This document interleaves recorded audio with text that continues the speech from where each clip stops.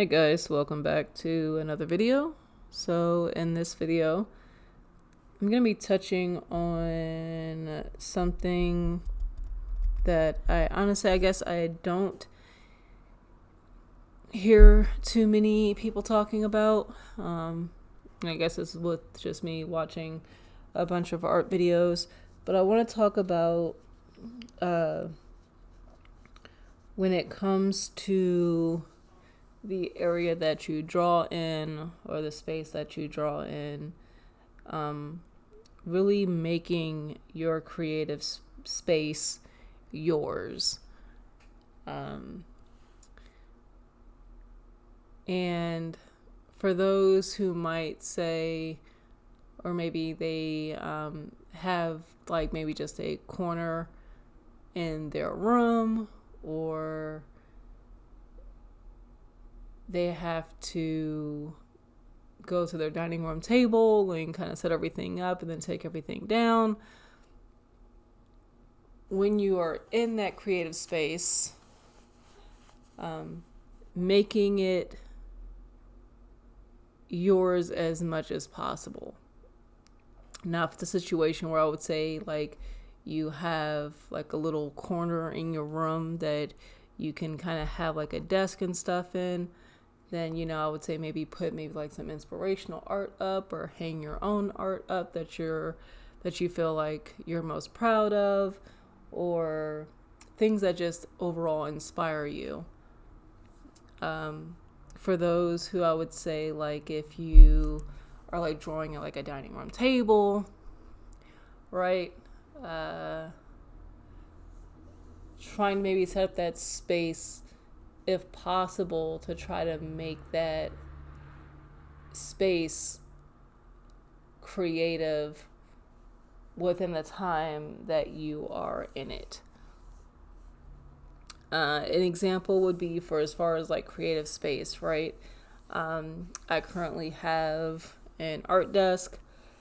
It took me a while, but I was able to get the desk I wanted, or the desk build, get the build that I wanted, because I got my desk from IKEA. So I got like 2 Alex drawers and a 79 inch 79 inch length table to make this my art space. Now I do have the room for it, and for my living space, I took half my living room and have turned it into my art studio. And then what I also did was where the wall closest to me that I would draw on, or draw with my desk, or how can I word this? The closest wall to my art desk, I have turned that into an artist wall. So I have tons of art pieces from different artists that I have collected recently from local, sorry, you can hear my pencil here, from local art events within my city. So I've been able to collect pieces from artists that I genuinely like, and I hang those up on my wall. Now, at some point, I would like to have my own art hanging up with the other artists that I have collected art from, but not right now.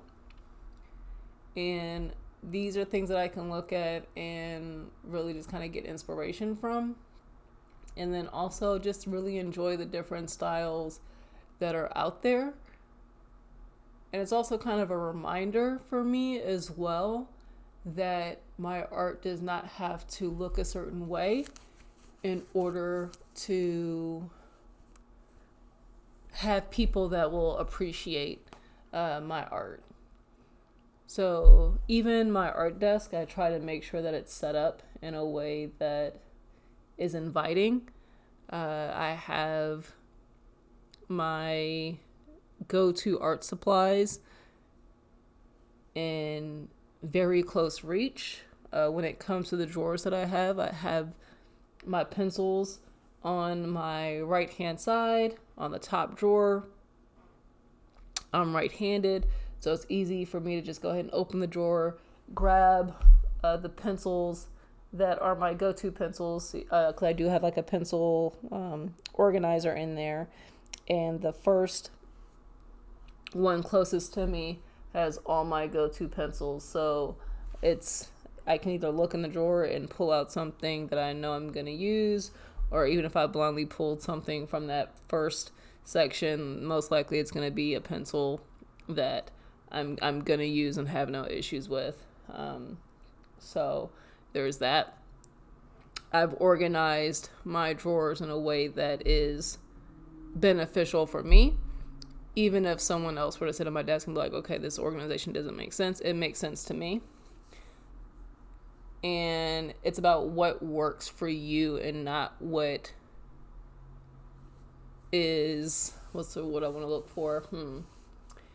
Is aesthetically appealing. You want to really make your space, the space that you're going to be creating in, you really want to make it yours, and you want to make it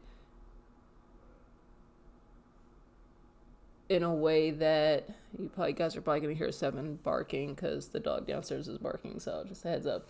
But you want to make it so that when you come to that space, you feel inspired, you feel like you want to draw. One of the things that I have is that I have, even though I said I wasn't going to buy them, I did. The Sticky Bones posing figures. I've got 2 of those, so I've just kind of have them sitting on the right hand side on my desk in weird poses, just for entertainment. Right behind me on my left hand side, I even have my bookshelf that has my art books, whether it be my learning art books, my sketchbooks, reference books, my comics. And it's literally, I can turn around and it's in with arm's reach. But like I said, my setup allows me to do that. If yours doesn't, I completely understand. We all have to start somewhere. But it's turning the space that you do have into your custom space. As many videos as there are out there, people showing off their art studios or showing off their art setup, and those videos can be inspirational, they can be really cool, but at the end of the day, it's about what works for you and not trying to do what other people are doing just because that's what is either popular or that's because what you see. Before I got the desk that I have right now, I worked on I guess it was like it was part of an L-shaped desk. It was one of the parts of an L-shaped desk, and it was only 44 inches, I think, in length.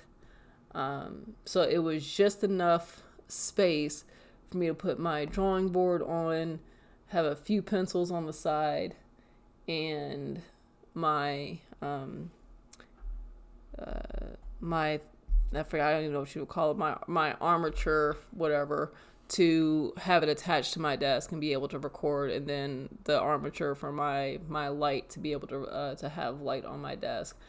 Outside of that, I had to have like a small TV table, wood TV table, on the side just to be able to put my laptop on, so that way it wasn't in the way and I had space for it.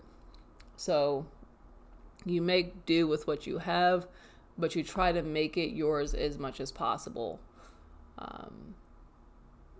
And I think once you do that and you do something that really inspires you versus what you just might see online, I think you'll be more prone to go sit in that area and actually create.